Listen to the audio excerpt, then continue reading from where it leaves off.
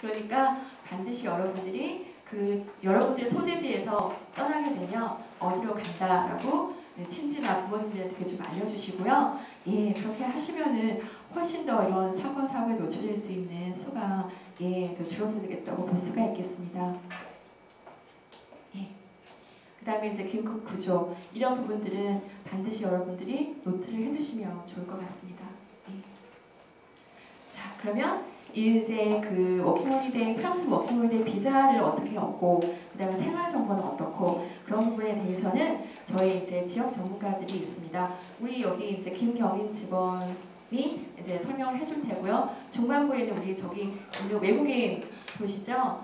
네, 정바띠입니다. 한국 이름이 정바띠예요. 저 친구도 프랑스인이에요.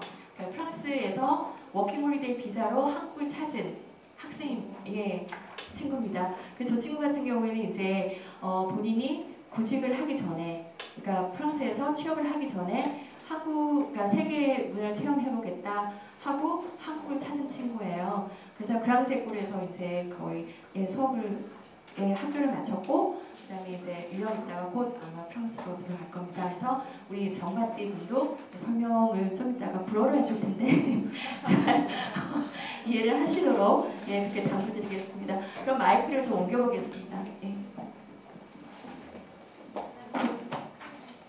안녕하세요. 저는 프랑스 지역 전문가 김경은입니다. 만나서 반갑습니다. 오늘 프로그램 관심 가져주셔서 정말 감사드리고요. 마이크가 잘 안 되네요. 네, 우선 저희 비자부터 설명해 드리겠습니다. 이 비자 부분은 사실 그 주한 프랑스 대사관 영사님께서 오셔서 직접 설명하실 부분인데요. 오늘 연말이다 보니까 바쁘셔서 저에게 그 슬라이드만 넘겨주셨습니다. 그래서 참석하지 못해서 죄송한 말씀 다 전달해 달라고 부탁해 주셨습니다. 네,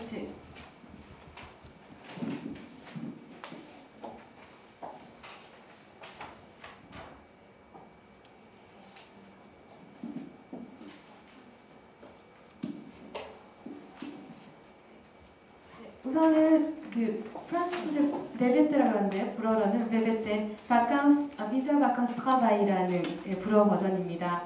네, 이 비자는요 평생 여러분이 한 번 받을 수 있는 비자고요. 그리고 기한은 1년간 유효한 비자입니다.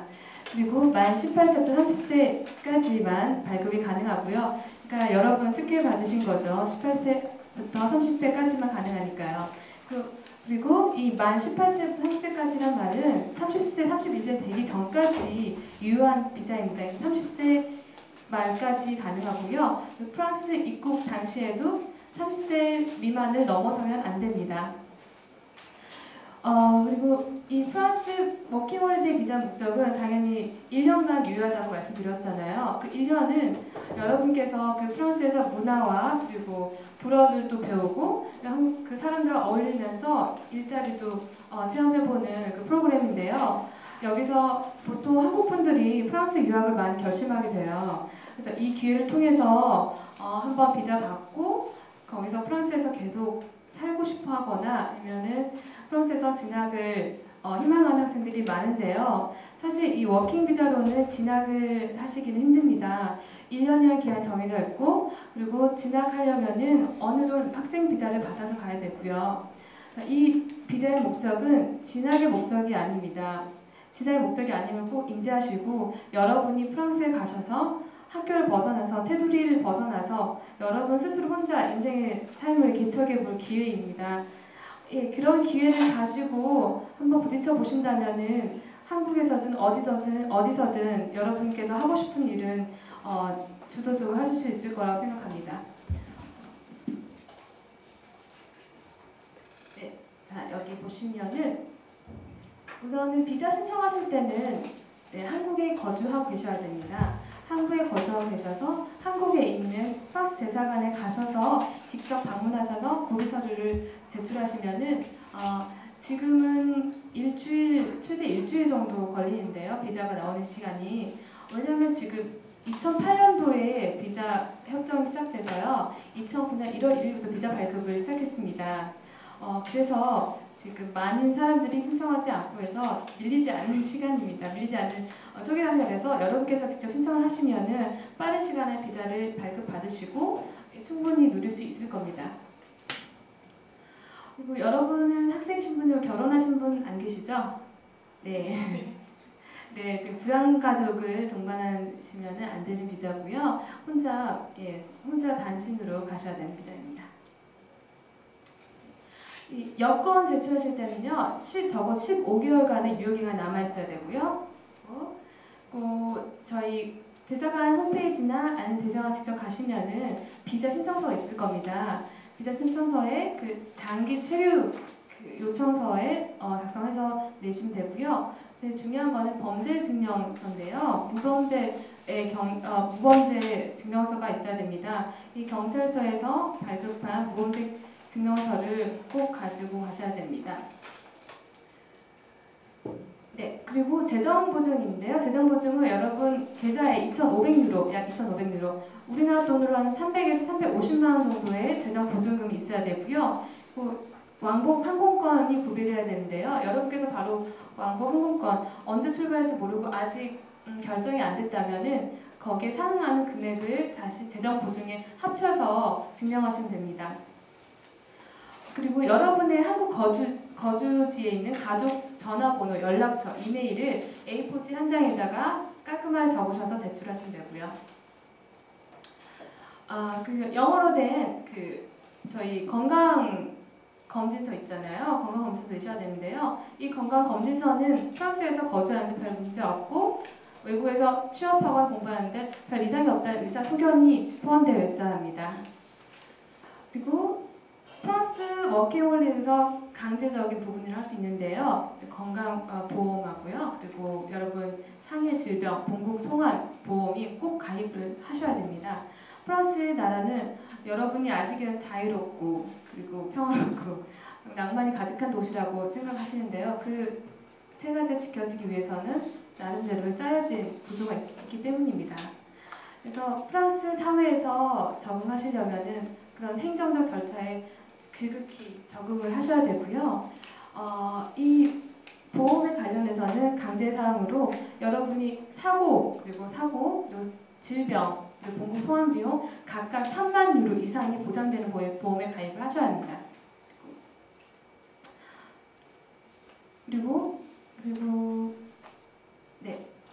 여러분 이 비자를 가지고 프랑스 내에 그리고 프랑스 인접 국가들 있죠. 유럽 국가, 독일, 벨기에, 이태리 이쪽으로 정해진 기간 내에 여행을 할 수 있고 출입국이 자유롭습니다.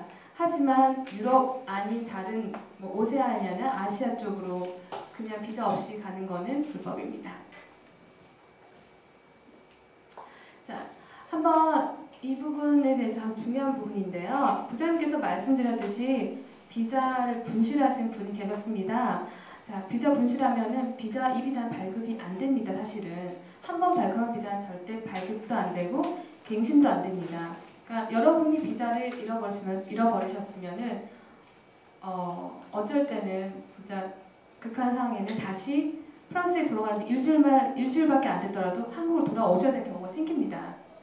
물론 3개월 정도의 관광 무비자가 있지만은 3개월 뒤에 바로 돌아오셔야 되는 거고요.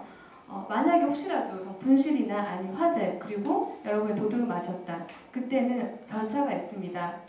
절차는 우선은 비자 카피 다 해놓으신 거 있죠. 그거 가지고 경시청에 갑니다.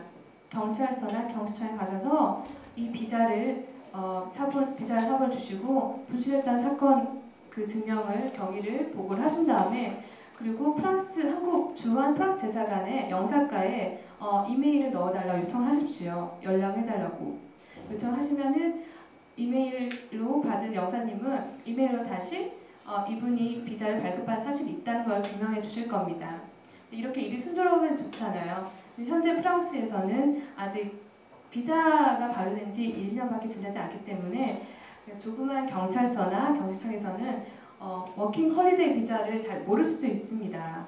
예, 그렇기 때문에 말씀드린 것처럼 그 시행령 있죠. 한불 워킹 홀리데이 조약 시행령을 출력하셔서 지참하시면은 그 내용 읽어보시고 경시청에서 조치를 취해 줄 겁니다. 어쨌든 비자 분실은 절대로 안 되는 걸로 그냥 인지하시고요. 내 목숨처럼 보관 잘 하십시오. 네, 이 관련된 정보는 여기 중앙 프랑스 대사관 사이트도 있고요. 그리고 이쪽은 프랑스 대사관, 프랑스 정부의 프랑스 정부 이메일입니다. 그리고 이 주한 프랑스 대사관에서 다 해줄 거라고 믿지 마세요. 믿지 마시고요. 비자 발급 한번 해놓으면은 프랑스 대사관에 손 댈 수 있는 권리가 없습니다. 권한이 없습니다. 여러분 현재 계신 이상, 입국한 이상은 주한 프랑스 대사관이 아닌 경수청과 해결을 하셔야 합니다. 자, 다음 슬라이드로 제가 다시 한번 넘기겠습니다.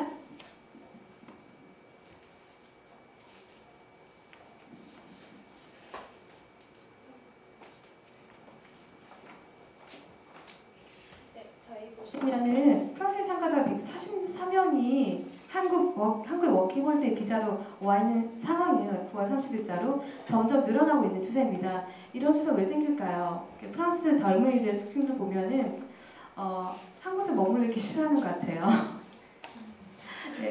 네, 저희 직원 정 바티금도 있지만은 우선은 시간이 있고 그리고 여러분 경험 기회가 주어질 때 프랑스 청년들은 외국으로 나가서 어떤 문화가 있는지 체험하고 싶어합니다. 그 중에 아시아 쪽이 좀 관심을 많이 두고 있고요. 아시아 쪽에서도 일본에 굉장히 관심을 두고 있습니다.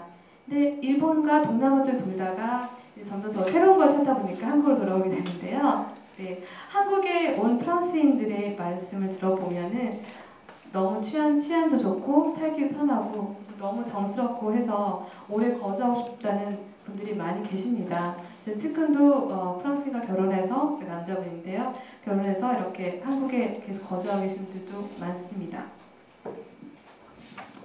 점점 이렇게 비자 발급수가 늘어나고 프랑스인들의 한국 워킹홀리데이 참가가 늘어남에 따라서 여러분들이 프랑스인을 만날 기회도 많아지고 그들의 문화도 익힐 기회가 많아질 겁니다. 그만큼 또 워킹홀리데이 또 같이 떠나셔가지고 그들의 문화도 익혀 오시는 게 또 좋을 것 같습니다. 네. 프랑스 워킹홀리데이 비자의 목적을 잊지 마시고 발급하셔서 떠나시는 게 중요한데요. 우선 비자 발급을 하시는 분들이 여러 가지 목적을 가지고 신청하십니다. 첫 번째는 정말 순수하게 가서 젊음 체험해보고 그리고 문화 체험해보고 불어도 좀 배우고 일자리를 한번 구해보겠다는 분이고요. 두 번째는 대학원 진학을 위해서 프랑스 현지상을 좀 살펴보는 거죠. 그런 것도 괜찮습니다. 그리고 어학연수를 중점적으로 하시겠다는 분도 계시고요.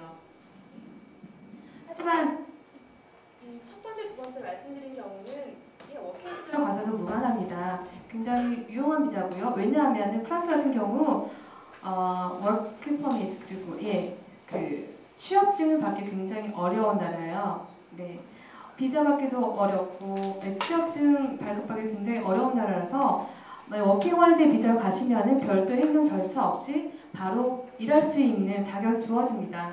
그래서 프랑스에서 그런 자격은 굉장히 흔하지 않고요. 이 워킹홀리데이 비자에만 국한된 혜택이라고 생각하시면 됩니다. 하지만 여러분이 불어를 또 공부하고 어느 정도 대학에 진학할 목적으로 공부만 하겠다 하시면은 워킹홀리데이 비자는 제가 권해드리지 않습니다. 왜냐하면은 워킹홀리데이 비자는 여러분 직접 발로 뛰어서 일을 하시고 그 번 돈을 가지고 여행하는 비자이기 때문에 프랑스 정부에서는 지원할 이유가 없다라고 생각합니다. 네. 학생 비자 가실 경우에는 여러분이 집세 그리고 교육비 정도를 지원을 받을 수 있어요. 만약에 여러분께서 한 500유로 정도의 월세를 내고 오신다 그러면은 프랑스 정부에서는 그에 여러분의 신원과 그리고 어느 정도 학교 등록 다 보고 검토하고 나서 한 150유로, 200유로 정도 보조를 해줍니다. 그러면 여러분 집값 월세는 한 350유로 정도 되겠죠. 그게 많이 세이브가 되는 부분이 있어요. 이런 부분을 원하시고 사회보장제도 혜택을 받으시기 원하시면은 학생비자를 권해드립니다. 학생비자 같은 경우는 주당 20시간의 노동시간을 주어질 수 있는데요.